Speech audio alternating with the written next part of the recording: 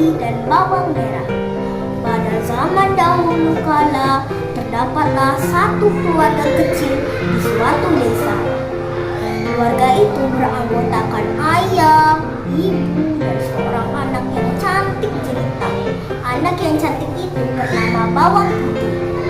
Ayah Bawang Putih berprofesi sebagai saudagar. Keluarga mereka bahagia dan harmonis. Suatu ketika, ibu Bawang Putih sakit keras dan akhirnya meninggal dunia. Bawang Putih dan ayahnya sangat sedih dengan kejadian itu. Ayah, mengapa kejadian ini terjadi pada kita? Ibu yang aku cintai kini telah tiada. Sudahlah, tak perlu kau ratapi. Kepergian ibumu adalah kehendak Tuhan. Di desa di mana tempat Bawang Putih dan ayahnya tinggal, terdapatlah satu janda beranak satu. Janda beranak satu itu bernama Bawang Merah. Ibu Bawang Merah seringkali mengunjungi rumah Bawang Putih dan ayahnya, dan juga sering membawakan makanan. Bawang Putih, bagaimana makanan yang ibu bawakan? Apakah kau menyukainya? Ya, aku menyukai makanan ini. Terima kasih ya. Syukurlah kalau engkau menyukainya. Besok bakalan buatkan lagi. Terima kasih Bu, Ibu baik sekali. Karena seringkali ibu Bawang Merah mengunjungi rumah Bawang Putih, ayah Bawang Putih merasa cocok dengan ibu Bawang Merah dan meminta persetujuan kepada Bawang Putih untuk menikahi ibu Bawang Merah. Bawang Putih, apakah engkau menyetujui jika ayah ingin menikahi ibu Bawang Merah? Jika ayah sudah pasti dengan keputusan ayah, aku ikut saja. Lagi pula, ibu Bawang Merah sangat baik denganku. Baiklah, kalau engkau menyetujuinya, ayah akan menyampaikan maksud ayah kepada ibu Bawang Merah. Setelah meminta izin kepada Bawang Putih, ayah Bawang Putih pun pergi melamar ibu Bawang Merah dan kemudian mereka menikah. Di awal pernikahan semuanya baik-baik saja, dan sampai akhirnya ayah Bawang Putih sedang tidak ada di rumah. Bawang Putih, kau jangan hanya bermalam-malasan saja. Sana bersih-bersih rumah dan yang lainnya. Baik, akan aku laksanakan. Bawang Putih, sana cuci bajuku dan bersihkan barang-barangku. Baiklah Kak, akan aku laksanakan. Suatu hari, ayah Bawang Putih sakit keras dan akhirnya meninggal. Sekarang, Bawang Putih menjadi anak yatim piatu. Ibu Bawang Merah dan anaknya semakin bertindak keterlaluan kepada Bawang Putih. Bawang Putih, kau harus bangun pagi-pagi sekali, siapkan makanan, bersih rumah, dan yang lainnya. Ya Bu. Suatu hari, Bawang Putih mencuci di pinggir sungai. Tiba-tiba, salah satu baju milik ibunya hanyut di sungai. Setelah menyadarinya, Bawang Putih pun mencoba menggapai baju tersebut. Namun sayang, usahanya gagal. Bawang Putih dengan rasa sedih dan putus asa pulang ke rumah dan menceritakan kejadian itu dengan ibunya. Ibu, maafkan aku, salah satu bajuku telah hanyut di sungai. Apa? Dasar anak tidak tahu diri. Sana, cari baju itu. Jangan pulang sebelum engkau menemukannya.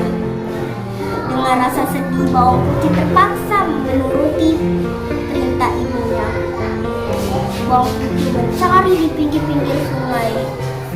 Tiba-tiba, Bawang Putih terlihat ibu tua yang hendak pergi ke pasar.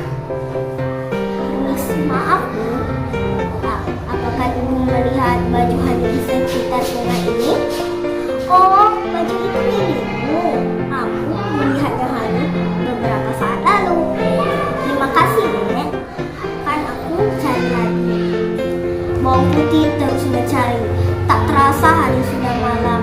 putih harus mencari tempat untuk bermalam. Tiba-tiba bawang putih melihat sebuah gubuk tua.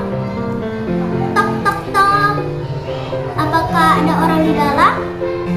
Siapa dirinya? Ada apa malam-malam kesini? Maaf Nek, nama saya bawang putih Nek.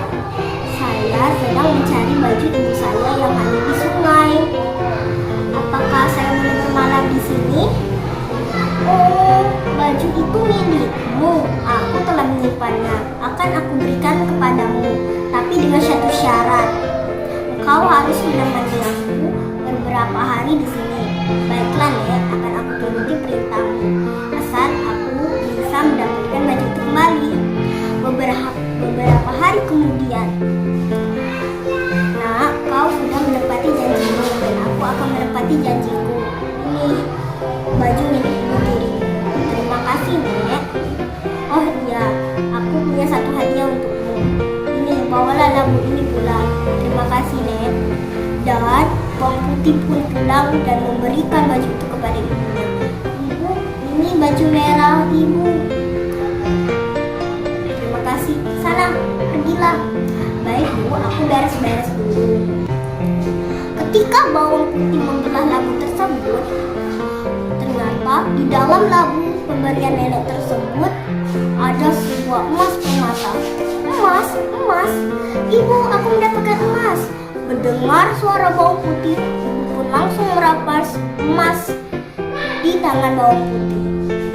Di mana engkau mendapatkan emas ini? Aku memperoleh emas ini dari sebuah labu yang diberikan oleh nenek tua di sebuah gubuk ketika aku mencari baju ibu. Mendengar cerita bawang putih, bawang merah pun bermaksud mencari nenek tua tersebut. Suatu pagi, bawang merah sengaja menghancurkan baju di sungai